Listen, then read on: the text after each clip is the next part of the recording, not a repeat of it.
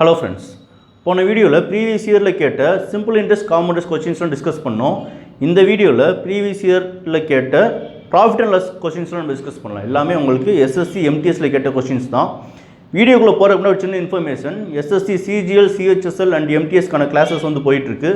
So விருப்பப்பட்ட students வந்து join பண்ணிக்கலாம். உங்களுக்கு ஏதாச்சும் டீட்டெயில்ஸ் வேணும்னா இந்த நம்பருக்கு கால் பண்ணி டீட்டெயில்ஸ் தெரிஞ்சுக்கோங்க. ஸோ ஃபஸ்ட் கொஸ்டின் பாருங்கள்.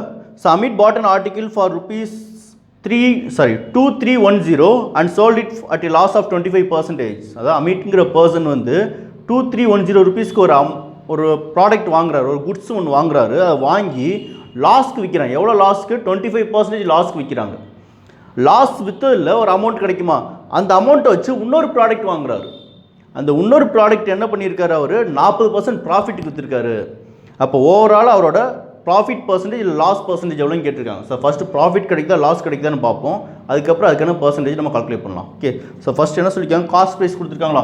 So cost price 2310 rupees. Cost price வந்து 2310 ருபீஸ். இது வந்து எவ்வளோக்கு விற்கிறேன்? செல்லிங் ப்ரைஸ் வந்து 75% லாஸ் விற்கிறேன். அப்போ இது வந்து எனக்கு 100% அப்படின்னா இன்ட்டு 75 போட்டோம் அப்படின்னா எனக்கு selling price கிடச்சிருமா?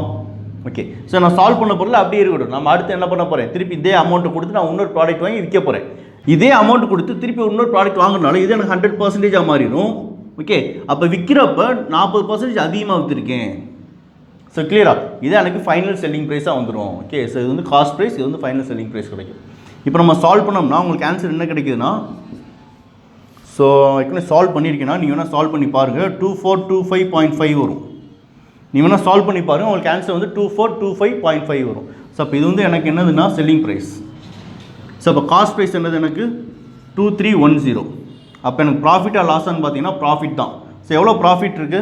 So 115.5 rupees profit இருக்குது.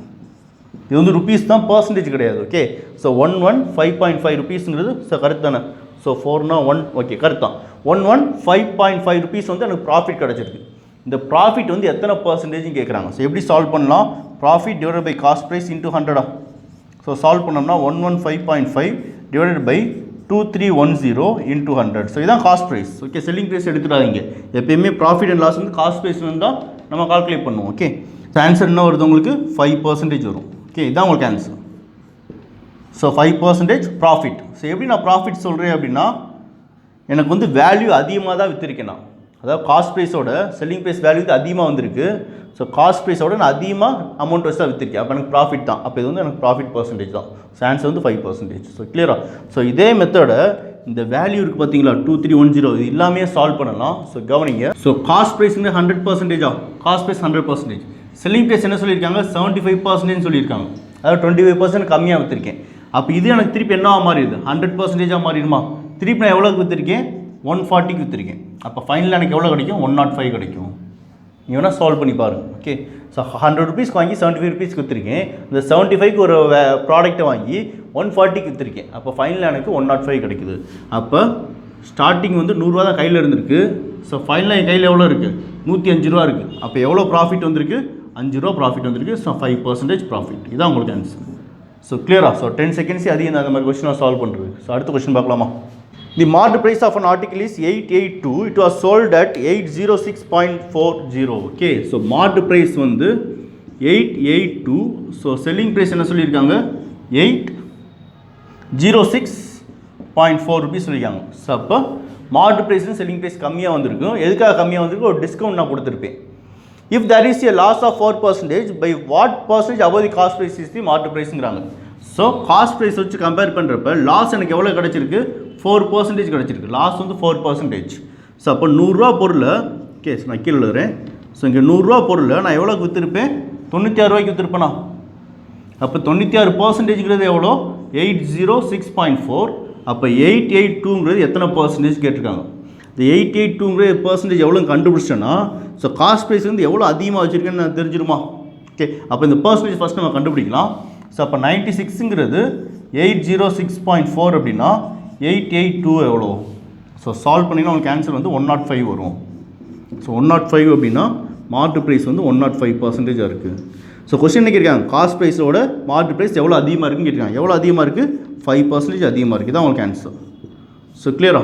ஓகே, அடுத்த கொஸ்டின் பாருங்கள். A person sold an article at a loss of 12%. Had he sold for 162 rupees more, he would have gained 24%. அதாவது ஒரு பொருள் வந்து 100 ரூபாய்க்கு வாங்கி 12 ரூபா கம்மியாக வச்சு விற்றுருக்கேன். சப்போஸ் அந்த 12 ரூபா வைக்காமல் நான் என்ன பண்ணிக்கேன், அந்த 12 ரூபாவில் இருந்து 160 rupees நான் அதிகமாக கொடுத்துருந்தேன் அப்படின்னா எனக்கு 24 ரூபா லாபம் கிடச்சிருக்கும். கவனிங்க, காஸ்ட் ப்ரைஸ்னு 100. ஓகே, ஸோ செல்லிங் ப்ரைஸ் என்ன சொல்லியிருக்காங்கன்னா 88 சொல்லியிருக்காங்க. செல்லிங் ப்ரைஸ் வந்து 88. இந்த 88 நான் விற்காமல் இந்த அமௌண்ட்லேருந்து செல்லிங் ப்ரைஸ் அமௌண்ட்லேருந்து நான் எவ்வளோ அதிகமாக வச்சுருக்கேன், 162 rupees நான் அதிகமாக வச்சுருந்தேன். செல்லிங் ப்ரைஸ் 2 எனக்கு என்ன கிடச்சுன்னா 124 சொல்கிறாங்க. எப்படி இந்த 124னா காஸ்ட் ப்ரைஸ்லேருந்து நான் கால்குலேட் பண்ணியிருக்கேன். ஏன்னா ப்ராஃபிட் எப்பயுமே காஸ்ட் ப்ரைஸ் தான் கால்குலேட் பண்ணுவாங்க. ஸோ இப்போ எனக்கு எவ்வளோ இன்க்ரீஸ் ஆகிருக்கு, first selling price second selling price எவ்வளோ இன்க்ரீஸ் ஆகிருக்கு, 36% இன்க்ரீஸ் ஆகிருக்கு. எதனால் இந்த 36% இன்க்ரீஸ் ஆகிருக்கு, 162 rupees நான் அதிகமாக வச்சனால எனக்கு 32% இன்க்ரீஸ் ஆகிருக்கு. ஸோ 162ங்கிறது 36%னா 100% எவ்வளோ, ஆன்சர் வந்து 450 வரும். நீங்கள் வேணால் ட்ரை பண்ணி பாருங்கள், ஆன்சர் வந்து 450 வரும். அப்போ காஸ்ட் ப்ரைஸ் எனக்கு கிடச்சிருச்சா, காஸ்ட் ப்ரைஸ் என்ன கிடச்சிருக்கு, 450 கிடச்சிருக்கு. செல்லிங் ப்ரைஸ் என்ன சொல்லியிருக்காங்க, 360 சொல்லியிருக்காங்க செல்லிங் ப்ரைஸ். அப்போ எனக்கு ப்ராஃபிட்டாக லாஸா, லாஸ். எவ்வளோ லாஸ் வருது, 90 rupees லாஸ் வருது. கொஸ்டின் என்ன கேட்டிருக்காங்க, வாட் பர்சன்டேஜ்னு கேட்டிருக்காங்க. அப்போ அந்த 90 rupeesங்கிறது எத்தனை பர்சன்டேஜ் லாஸும் கண்டுபிடிக்கணும். 90 divided by cost price. Cost price எவ்வளோ, 450 இன்ட்டு 100. ஓகே, சால்வ் பண்ணலாமா. ஸோ 0 கேன்சல் ஆச்சுன்னா 5 times போமா. ஸோ இங்கே 20% லாஸ். இதுதான் உங்களுக்கு ஆன்சர், 20% லாஸ். ஸோ கிளியரா. ஓகே, ஸோ அடுத்த கொஸ்டின் பாருங்கள். By selling an article for rupees 300, a person incurred a loss of 6.25%. What is his profit if it is sold for 352 அப்படின்னு இருக்காங்க. ஓகே, ஸோ 300 ரூபாய்க்கு நான் பொருளை விற்கிறேன், செல்லிங் அண்ட் ஆர்டிக்கல் அப்படிங்கன்னா அப்போ இதுவும் செல்லிங் ப்ரைஸ். 300 ரூபாய்க்கு அந்த பொருளை விற்கிறப்ப எனக்கு எவ்வளோ லாஸ் கிடச்சிருக்கு, 6.25. 6.25 என்ன அர்த்தம், 100 ரூபாய்க்கு ஒரு பொருளை வாங்கி 6.25 rupees நான் கம்மியாக கொடுத்துருக்கேன். அப்போ நான் எவ்வளோ விற்றுருப்பேன், 93.75 விற்றுருப்பேனா. அப்போ இந்த 300ங்கிறது 93.75 அப்படின்னா 100% எவ்வளோ கண்டுபிடிக்கணும், 100% எவ்வளோ கண்டுபிடிக்கணும். ஓகே, இதை சால்வ் பண்ணிங்கன்னா உங்களுக்கு ஆன்சர் 320 வருமா. நீங்கள் செக் பண்ணி பாருங்கள், உங்களுக்கு ஆன்சர் 320 வரணும். அப்போ 320ங்கிறது என்னது, எனக்கு காஸ்ட் ப்ரைஸ். ஓகே, எதனால் அப்படின்னா இங்கே 100% போட்டிருக்கேன். அப்போ அது வந்து எனக்கு காஸ்ட் ப்ரைஸ்.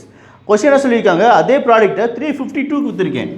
352க்கு நான் விற்றுருக்கேன், செல்லிங் ப்ரைஸாக இருக்குது. அப்போ எனக்கு எவ்வளோ லாபம் கிடச்சிருக்குறாங்க, எவ்வளோ லாபம் கிடச்சிருக்கு, எனக்கு 32 rupees வந்து ப்ராஃபிட் கிடச்சிருக்கு.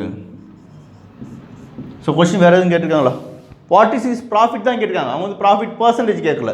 ஸோ ப்ராஃபிட் பர்சன்டேஜ் கேட்டோன்னா 32 டிவைடட் பை 320 இன்ட்டு 100 ஒரு 10% கிடைக்கும். அவங்க வந்து 32 தான் கேட்டிருக்காங்க. நீங்கள் தேவையான ப்ராஃபிட் பர்சன்டேஜ் கண்டுபிடிச்சி டைம் வேஸ்ட் பண்ண வேண்டாம். எவ்வளோ ப்ராஃபிட் மட்டும் தான் கேட்டிருக்காங்க. ஆப்ஷன் 32 கண்டிப்பாக இருக்கும், அதை கிளிக் பண்ணிடுங்க. ஓகே, ஸோ அடுத்த கொஸ்டின் பாருங்கள். A shopkeeper allows 10% discount on the marked price of an article and still gains 17%. If he gives 15% discount on the marked price, then his profit percentage எவ்வளோன்னு கேட்குறாங்க. Okay, so அப்போ மார்டு ப்ரைஸ்லேருந்து கவனிங்க, மார்டு ப்ரைஸ்லேருந்து 10 ரூபா நான் discount பண்ணுறேன். அப்போ 100 ரூபா பொருளை நான் எவ்வளோக்கு விற்கிறேன், 10% கம்மியாக கொடுக்குறேன். அப்போ 90% விற்றுருப்பேனா. 100 rupees ப்ராடக்ட்டை நான் 90 rupeesக்கு நான் விற்றுருக்கேன். அண்ட் ஸ்டில் கெயின்ஸ் 17% அப்படின்னு இருக்காங்க. அப்போ 90 rupeesக்கு விற்கிறப்ப எனக்கு எவ்வளோ லாபம் கிடச்சிருக்குன்னா 117% கிடச்சிருக்கு. ஸோ இது வந்து நம்ம ஃபஸ்ட் நம்ம காஸ்ட் ப்ரைஸ்லேருந்து எழுதுனா ரொம்ப ஈஸியாக இருக்கும். ஓகே, ஸோ வந்து நம்ம ரிவர்ஸில் எழுதிட்டு இருக்கோம். ஸோ இப்படி எழுதலாம், சால்வ் பண்ணலாம், ஆனால் கொஞ்சம் கன்ஃபியூஸ் ஆகிடும். நம்ம காஸ்ட் ப்ரைஸ்லேருந்து எடுக்கலாம். அப்போ காஸ்ட் ப்ரைஸ் வந்து 100% இருக்குது. அப்போ செல்லிங் ப்ரைஸ் என்ன சொல்லியிருக்காங்க, 117% சொல்லியிருக்காங்க. இந்த 117%ங்கிறது 90% கணக்கு. எதை கம்பேர் பண்ணுறப்ப, மார்டு ப்ரைஸ் 100 இருக்கிறப்ப. இப்போ கிளியராக உங்களுக்கு நம்ம என்ன பண்ணியிருந்தோம், அப்படியே ரிவர்ஸ் எழுதிட்டு இருந்தோம். அப்படியே சால்வ் பண்ணலாம், கொஞ்சம் கன்ஃபியூஸ் பண்ணிவிட்டோம். நீங்கள் எப்பயுமே காஸ்ட் ப்ரைஸ் ஃபஸ்ட் எடுத்து சால்வ் பண்ண கொஞ்சம் ஈஸியாக இருக்கும். ஸோ அப்போ 117ங்கிறது 90%னா 100% எவ்வளோ. ஓகே, சால்வ் பண்ணலாமா. ஸோ 0 கேன்சல் பண்ணிங்கன்னா ஸோ 1 போட்டுனா 130 வருமா. ஸோ அப்போ இந்த 130ங்கிறது என்னது, வேறு ஒன்றும் இல்லை, மார்டு ப்ரைஸ். 130ங்கிறது மார்டு ப்ரைஸ். இப்போ எனக்கு இந்த வேல்யூஸில் எதுவுமே எனக்கு தேவையில்லை. இந்த வேல்யூஸில் எனக்கு எதுவுமே தேவையில்லை. இப்போ நம்ம இதை வச்சு கொஸ்டின் சால்வ் பண்ண போகிறோம். 100 ரூபா பொருளை 130 ரூபாய்க்கு நான் மார்க் பண்ணிவிட்டு எவ்வளோ டிஸ்கவுண்ட் கொடுத்துருக்கேன், 10% டிஸ்கவுண்ட் கொடுத்துருக்கேன். இப்போ என்ன சொல்கிறாங்கன்னா 130 ரூபாய்க்கு நான் மார்க் பண்ணிட்டு 15% டிஸ்கவுண்ட் கொடுத்தா என்னோட ப்ராஃபிட் எவ்வளோன்னு கேட்குறாங்க. அப்போ இதுலேருந்து நான் என்ன பண்ணணும், 15% மைனஸ் பண்ணணும். இதுலேருந்து 15% மைனஸ் பண்ணலாமா. ஸோ மைனஸ் பண்ணணும், நம்மளுக்கு என்ன கிடைக்கும், 110.5 கிடைக்கும். நீங்கள் வேணால் ட்ரை பண்ணி பாருங்கள். 130ல் 15 கண்டுபிடிச்சி இதுலேருந்து மைனஸ் பண்ணுங்கள், உங்களுக்கு இந்த வேல்யூ கிடைக்கும். அப்போ 100 ரூபா பொருளை நான் எவ்வளோக்கு விற்றுருக்கேன்? 110.5 ருபீஸ்க்கு விற்றுருக்கேன். 100 ருபீஸ் ப்ராடக்ட்டை 110.5 ருபீஸ்க்கு விற்றுருக்கேன். அப்போ எனக்கு ப்ராஃபிட் எவ்வளோ இருக்கும்? 10.5%. இதுதான் உங்களுக்கு ஆன்சர். ஸோ கிளியரா? ஸோ ரொம்ப பேசிக்கான கொஷின் தான். ஓகே, நீங்கள் ரிவர்ஸில் சால்வ் பண்ணாலும் okay, mark price, selling price, cost ப்ரைஸ்னு போட்டு சால்வ் பண்ணால் உங்களுக்கு இதே ஆன்சர் தான் வரும். சில இடத்துல கன்ஃபியூஸ் பண்ணுற மாதிரிலாம் இருக்கும். ஸோ நீங்கள் எப்பயுமே காஸ்ட் ப்ரைஸை ஃப்ரண்ட்டில் வச்சு சால்வ் பண்ணி ரொம்ப கிளியராக இருக்கும். ஓகே, அடுத்த கொஸ்டின் பாருங்கள். By selling 30 articles, a shopkeeper gains a selling price of 9 articles. His gain percentages அப்படின்னு கேட்டிருக்காங்க. ஓகே, ஸோ அப்போ 30 ஆர்டிக்கல் நான் விற்கிறேன், எனக்கு ப்ராஃபிட் எவ்வளோ கிடைக்குன்னா செல்லிங் ப்ரைஸ் ஆஃப் 9 ஆர்டிகல்ஸ்க்கான ப்ராஃபிட் கிடைக்குது. So selling price of 30 articles. So selling price of 30 articles நாம் எப்படி எழுதலாம்? selling price of 30 articles plus cost price of 30 articles எழுதலாமா? Sorry, minus cost price of 30 articles எழுதலாமா? எதுக்காக இதுலேருந்து நான் காஸ்ட் ப்ரைஸை மைனஸ் பண்ணுறேன்? எனக்கு இதுலேருந்து காஸ்ட் ப்ரைஸை மைனஸ் பண்ணோம்னா எனக்கு ப்ராஃபிட் கிடச்சிடும். ப்ராஃபிட் அவங்க எவ்வளோ சொல்லியிருக்காங்க? Selling price of 9 articles. அப்போ இங்கே selling price of 9 articles. So இப்போ கிளியரா? 30 ஆர்டிக்கல் விற்கிறப்ப எனக்கு 30 ஆர்டிக்கலான செல்லிங் ப்ரைஸும் கிடைக்கும், அதுக்கான காஸ்ட் ப்ரைஸும் கிடைக்கும். அப்போ செல்லிங் ப்ரைஸில் நான் காஸ்ட் ப்ரைஸை ரெடியூஸ் பண்ணிட்டேன்னா எனக்கு ப்ராஃபிட் கிடச்சிருமா? அந்த ப்ராஃபிட் எதுக்கு ஈக்குவல்னா செல்லிங் ப்ரைஸ் ஆஃப் 9 ஆர்டிகல்ஸ்க்கு ஈக்குவல். ஓகே, இப்போ சால்வ் பண்ணலாமா? ஸோ காஸ்ட் ப்ரைஸ் அந்த சைடு போட்டு செல்லிங் ப்ரைஸ் இந்த சைடு வரட்டும். ஸோ அப்போ selling price of 21 articles equal to cost price of 30 articles. So correct தானே? நம்ம கரெக்ட் தான். ஓகே, ஸோ அப்போ selling price divided by cost price equal to 30/21. So நம்ம ஃபர்தர் கேன்சல் பண்ணலாமா? ஸோ இங்கே 10 வந்துச்சுன்னா இங்கே 7 வருமா? அப்போ செல்லிங் ப்ரைஸ் வந்து 10 இருக்குது, காஸ்ட் ப்ரைஸ் வந்து 7 இருக்குது. காஸ்ட் ப்ரைஸுங்கிறது 7 இருக்குது, செல்லிங் ப்ரைஸ் வந்து 10 இருக்குது. அப்போ 7 ரூபாய்க்கு பொருளை வாங்கி நான் எவ்வளோக்கு விற்கிறேன்? 10 ரூபாய்க்கு விற்கிறேன். அப்போ எனக்கு எவ்வளோ லாபம் இருக்குது? 3 ரூபா லாபம் இருக்கா? அப்போ இந்த 3 ரூபாங்கிறது எத்தனை பர்சன்டேஜ் கேட்டிருக்காங்க? ஸோ அப்போ 3 divided by 7 into 100 போட்டு சால்வ் பண்ணுங்க, உங்களுக்கு ஆன்சர் கிடச்சிடும். ஸோ ஆன்சர் என்ன வருதுன்னா 42.67. Okay, so 42.6/7%. நீங்கள் வேணால் சால்வ் பண்ணி பாருங்கள், உங்களுக்கு ஆன்சர் வந்து 42.6/7% வரும். ஸோ கிளியரா? ஸோ நாளைக்கு வீடியோவில் வேறு ஒரு டாப்பிக்கில் உங்களை மீட் பண்ணுறேன். தேங்க்யூ.